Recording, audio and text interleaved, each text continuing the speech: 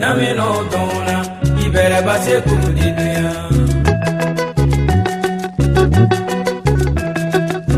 Namino dona ibere base kudiya. Mi bana kama yo bade manamino dona. Mi baka mayo ya bade manamigo dona dunia. Namino dona ibere base kudiya. Wala zakilu kumano adogo bebere kwa. Yenamino dona o ibere bakuri ureni. Yenamino dona o ibere base kudiya. Namino dona inasi bakara mundunia. Namino dona ibere base kudiya. Yenamino dona dunia yataki ureni.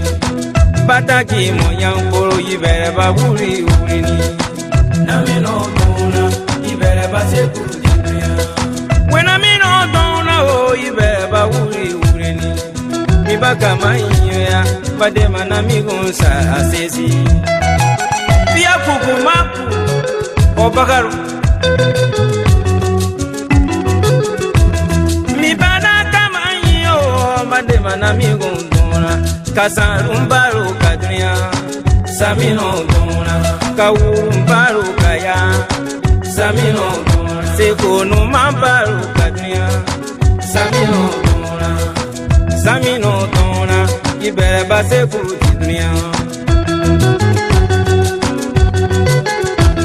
Yo bangana baruka ya samino dona. Mane suno baruka dunia ibere base kudiya. Samino dona kinasi bataki uri. Samino dona mi bana kama yo bade manamino dona. Namino dona bade manamigo sa. Chef boni amuda kwebere kwando bude kasa. Namino dona basina yeke baseku mwa. Antuya ngari sesu. Ya namino dona basina yeke banwonu mwa. Antozi babunduno. Ya namino dona ya basina yeke babiti mwale. Alasa muta eme akiro ase onwaru bako awa ibere bandu mi bana kama yo bade manami gundona nami gundona ye bara mankane onge nami no dona ibere base kudiya nami gundona benan sokura bara ye wanaso nami no dona ibere base kudiya. Namino dona bevara manina ruso anaso. Namino dona ibere base kudiya. Namino dona bevara kalang empolino ke. Namino dona ibere base kudiya. Namino dona bevara manwome wanawoma. Namino dona ibere base kudiya. Mi bada kama yo badema namino sara atunia. Namino dona ibere bakuri ureni. Miasa dunia ibere base kurudinawa. Miasa dunia kinasi bakara muyanko.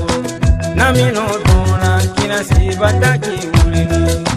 Namino dona ibere bakuri ureni. Namigundona ibere mankane wakonge.